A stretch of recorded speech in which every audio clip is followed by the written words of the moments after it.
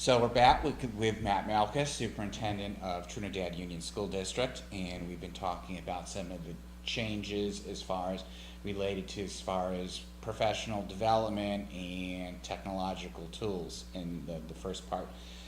And something I want to go into as far as, because we are now in an election year, and we've got a very unusual political situation that we've got with Donald Trump that, and we had a little bit with Bernie Sanders' system being rigged. And as part of it, and with some of the columnists and some others, is talk about different state federal agencies dealing with licensing, that they're sort of in different professions, rigging the system to protect a status quo of a certain mindset. Here in California, our licensing for education teaching is the Commission on Teaching Credentialing.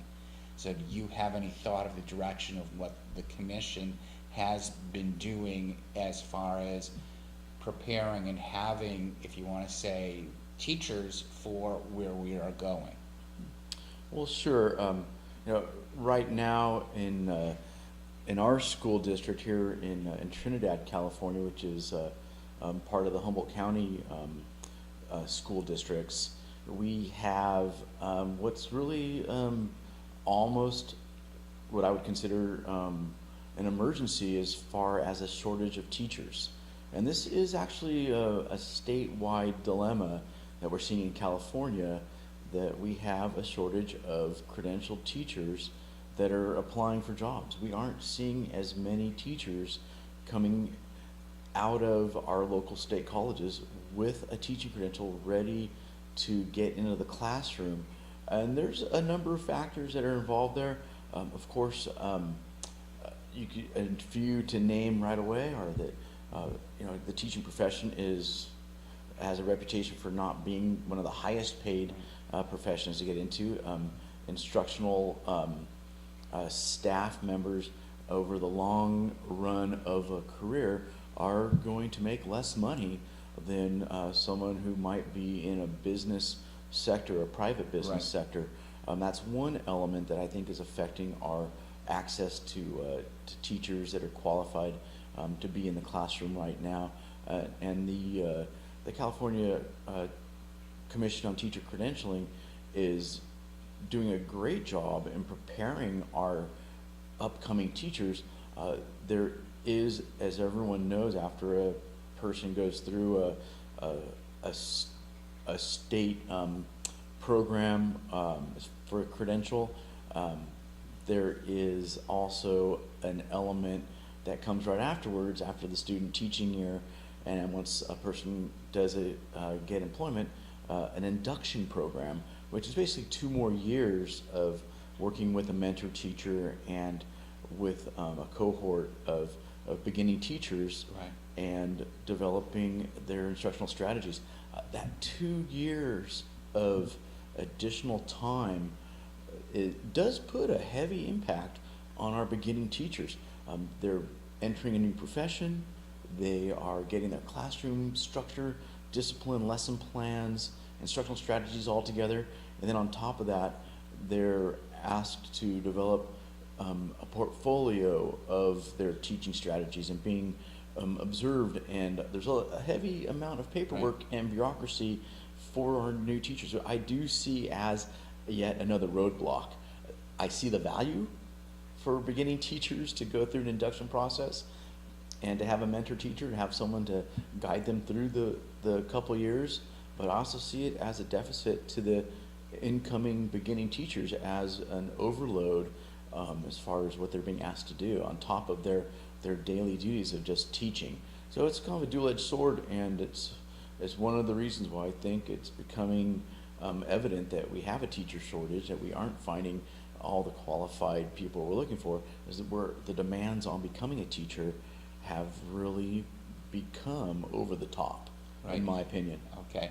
And again, one of the criticisms that I've started picking up over the last couple of years around the state is with the content areas, that it seems that the commission is getting overly specialized and specific.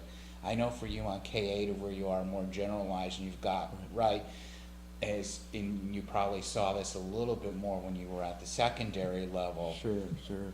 As far as, as far as on that impact. And then the other thing is adding, when a teacher is looking to add another, under the newest system, another content area, it's not only being proficient in the content, but now they're requiring them to take a methods class in that content area, even though they've already been teaching a number of years. Sure, yep, and that's yet another roadblock for teachers to take a leap into another level or achieve something else in their career. It's really asking a lot of our teaching staff, our instructional staff, that want to do the best thing for students and help children achieve academically and prepare them for the future of our society and our communities. Okay. Let's now, as far as with the changes, with technology, as far as how the students, because in the last segment we talked a little bit about the students knowing the technology before the teachers and such.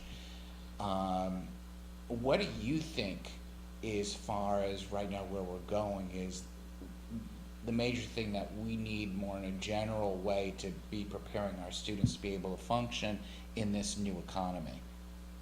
Sure. Well, I would say one of the biggest things that we need to do right now in our instructional strategies to prepare students for the new economy coming up is, number one, to make sure that they have a technological awareness, make sure that they're savvy in using different platforms and formats of technology that's available, so they can walk into a workplace and it really doesn't matter if it's a Mac-based office or more of a PC office or an Android system.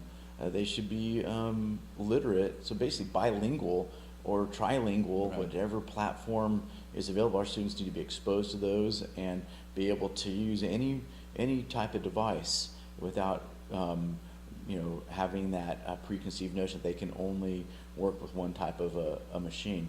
That's one thing. The other thing is to really take a look at our instructional strategy approaches and to have students collaborate more with one another and to give that opportunity for project-based learning in Right. a team setting, Right. not working in isolation.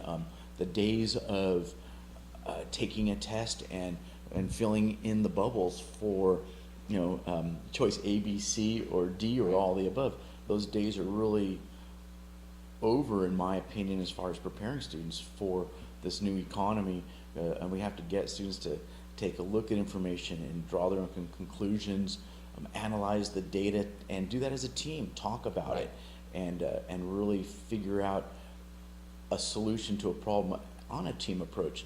So having students sit in table groups, having classrooms that are movable, where desks can be moved around in Right. different configurations, Right. Making assignments more with a project outcome that students then show off. As I've said earlier, a great way to do that is to promote a unit or a culminating project in something like a gallery of learning, Right. where the students become the teachers and then they show off their information to the general community, just to their classroom community, the school community, and maybe even an evening event, having parents and community members come into the school and treat it like a classroom where they share their information and teach the teachers, teach the adults what they've been working on. Right. We'll take another break. When we come back, I want to continue on that trend of thought as far as the student engagement as into how we're doing it more active than passive.